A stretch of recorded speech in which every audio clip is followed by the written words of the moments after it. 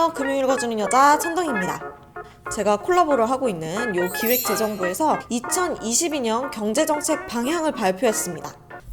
2021년은 이 지속되는 코로나 위기 때문에 너무 힘들었어요. 그쵸? 그러다 보니 올해 거는 기대는 꽤 클 수밖에 없는데요. 코로나 3년째니까 이번에 뭔가 좀 다르길 기대하면서 이번에 발표된 보도자료를 같이 한번 살펴보도록 하겠습니다. 올해는 위기 극복을 넘어서 일상생활과 경제를 되찾고 선도형 경제로 도약하자라는 게 이번 경제정책의 핵심이라고 합니다. 올해 이번 2022년 경제정책의 주요 내용을 확인을 해보기 전에 2021년의 경제 성과를 먼저 좀 간략하게 보고 작년에 이어 올해는 어떤 경제정책으로 경제 회복을 기대해 볼 수 있는지 한번 보도록 하겠습니다. 작년 한 해는요, 이 작년이라고 하니까 굉장히 멀어 보이는데 불과 며칠 전이었죠? 코로나 충격을 극복하고 경제 회복과 민생 안정에 총력을 기울였었는데요. 이 굉장히 어려운 환경이었음에도 불구하고 일부 부분에서는 큰 성과를 이뤄냈더라고요. G20 선진국 중에서 가장 빠른 경기 회복세를 시현했다는 것이 큰 특징입니다. G20 선진국 중에서 2020년에서 2021년 평균 성장률이 최고 수준이었고 금년에도 글로벌 경제 규모 탑10 유지에 무리가 없을 것으로 보입니다. 그리고 1인당 GNI 1인당 국민소득이 35,000불 수준으로 증가하게 될 거라고 전망하고 있습니다. 이게 3년 만에 증가하는 것이라고 하네요. GNI의 증가 요인은 여러 가지가 있을 텐데요. 그중 경기 회복에 가장 기여를 많이 한 것이 수출이지 않을까 싶어요. 우리나라 수출 무역 규모가 사상 최대 실적을 기록했습니다. 무역 규모 자체도 최대치를 돌파했고요. 그리고 역대 최고 수준의 신용등급을 유지해서 국제사회에서 인정을 받았고 그 결과 역사상 최저금리로 외평채 발행에도 성공을 했습니다. 작년에 제가 외평채 소식은 전해드렸을 거예요. 경제성장률 상승과 더불어 이렇게 가계와 기업의 소득들이 확대되고 있어서 어려운 상황이었지만 그래도 이런 좋은 수치들이 나타나고 있는 거 보면 올해에는 더 긍정적인 영향을 기대해 볼 수 있지 않을까 싶어요. 개인들도 체감을 할 수 있게끔 이외에도 한국판 2.0, 빅3 등 이런 신산업들의 수출들이 증가했고 벤처 투자 금액에도 굉장한 성과가 있었고요. 탄소 중립 준비 역량은 아시아 국가 중에 2위를 기록하기도 했습니다. OECD 1위는 누구야? 이렇게 소득, 투자, 수출 부문에서 모두 다 양호한 흐름을 보이고 있기 때문에 2022년도 무난하게 회복세의 흐름을 이어갈 것이라고 예상을 하지만 우리 다 겪어봐서 알듯이 대내외의 불확실성도 높아지고 있는 상황이고 코로나가 장기화가 되면서 언제 끝날 거야 진짜 이거. 코로나 위기가 길어지면서 한시적인 조치를 취했던 정책들이 리스크로 다가올 수도 있는 이 중요한 시점이기 때문에 올해는 완전한 경제 정상화를 목표로 이번 경제정책을 발표했다고 합니다. 올해 정책 방향의 큰 흐름은 이렇습니다. 주요 정책들은 5가지 카테고리로 분류가 되고요.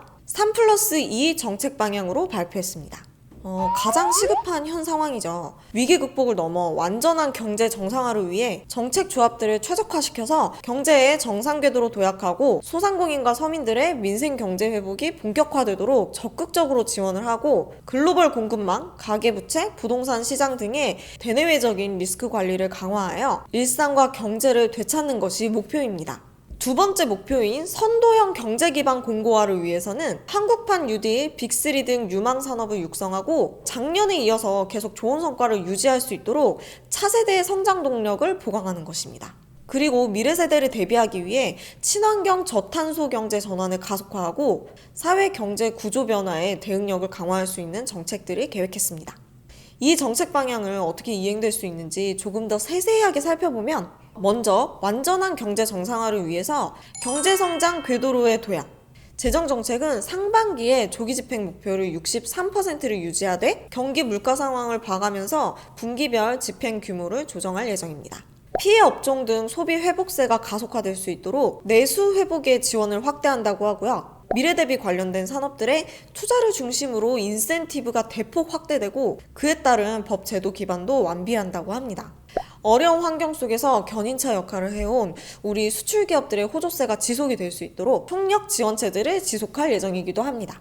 민생경제 회복 본격화 소상공인들의 경제 여건이 정상화될 때까지 피해 극복 지원에 만전을 가하고 제도약 지원 프로그램이 보강됩니다. 그리고 성인 생활물가 안정을 위해 각 주요 품목별로 물가 안정 방안이 마련될 것이고요. 코로나로 인해 직무 역량, 일자리 등에서 취약한 대상자들에게 취업 준비생이 될 수도 있고 소속된 사업장 규모가 축소가 되는 분들이 있을 수도 있고 이런 분들에게 부문별 지원을 유기적으로 추진하고 있습니다. 취약계층의 교육, 금융, 의료 등 사회 안전망을 보강할 수 있도록 각종 지원 사업들이 추진될 예정이기도 합니다. 대내외 리스크 관리 강화. 대내외적으로 존재하는 리스크 요인들에 대해서 선제 밀착 관리합니다. 글로벌 공급망 리스크 관리를 위해 범정부 차원의 종합 대응 체계가 가동될 것이라고 합니다. 위기 징후의 선제적 파악을 위해 조기 경보 시스템을 구축한다고 하네요. 그리고 대출 상환 유도와 부채 총량 관리 등을 통해서 가계부채를 안정적으로 관리할 예정이고 금리 상승으로 인해 취약계층의 부담경감 지원에도 만전이 가해집니다. 주택 공급의 확대도 기존에 발표한 대책들이 체감 가능할 수 있도록 촉진을 한다고 합니다. 금융, 외환, 대외 부문의 리스크에도 선제 대비를 할 것이고요. 리스크가 너무 많아. 올해는 진짜 이 리스크 관리가 굉장히 중요할 것 같아요. 자, 선도형 경제 기반 공고화를 위해 마찬가지로 각 산업 분야에도 정부의 많은 지원과 정책들이 포함이 되어 있는데요. 한국판 UD 2.0의 본격 추진으로 대한민국 대전환이 가속화될 것으로 기대하고 있고요. 빅3 등 유망 신산업에 집중적으로 육성할 제도들이 준비되어 있습니다. 주력 제조업, 서비스 산업들의 혁신을 통한 산업 경쟁력을 강화하고 벤처 창업, 인재 양성들을 위한 인프라 조성을 위해 많은 지원들이 들어갈 것입니다. 2022년은 탄소 중립 목표 이행 원년을 맞이합니다. 친환경 저탄소 경제 전환을 위해 많은 제도들이 구축될 것이고요. 인구구조 변화에 대한 적응력과 지역경제 발전의 균형을 위해서도 맞춤형 사업들을 진행하고 공정 상생 사회적 자본 확산 및 노동재정 공공부문 혁신을 위해서 법, 제도적 기반도 마련이 됩니다. 우리나라의 2022년 경제 전망을 한번 볼까요? 경제 성장률은 3.1%로 전망을 하고 있고요. 내수적으로는 작년보다 빠른 회복이 예상이 되지만 코로나 확진자가 또 언제 증가될지 모르기 때문에 항상 리스크가 있는 것 같습니다. 저도 코로나 확진자랑 접촉을 해서 갑자기 이제 자가격리를 들어가게 됐었는데 직접 겪어보니까 리스크가 상당히 크더라고요. 그래도 어찌어찌 잘 버텨내고 있다. 버티는 자가 승리한다. 내수가 개선되고 일자리 지원 정책 효과를 감안하면 취업자 수는 28만 명이 증가를 할 거라고 전망을 하고 있고요. 수출 투자는 작년에 굉장히 많이 증가했음에도 불구하고 이번에도 양호하게 증가세가 유지가 될 예정이고요. 수입도 같이 증가가 될 거라 경상수지는 올해보다 축소된 800억 불 흑자를 전망을 하고 있습니다. 자, 긍정적으로 이렇게 경제의 큰 흐름이 회복이 돼야 나도 회복이 될 수 있는 거거든요. 너무 디프레스하지 않도록 하는 것도 중요한 것 같아요. 모두들 화이팅! 자, 이렇게 각 부처에서 계획한 내용들이 빠르게 실행될 수 있도록 만전을 다하고 있다고 하니까요. 정말 차질 없이 실행이 돼서 빠르고 견고하게 올해의 경제가 완전한 위기 극복이 되기를 진심으로 바라겠습니다. 우리 모두의 바람인 것 같아요. 경제 살리기.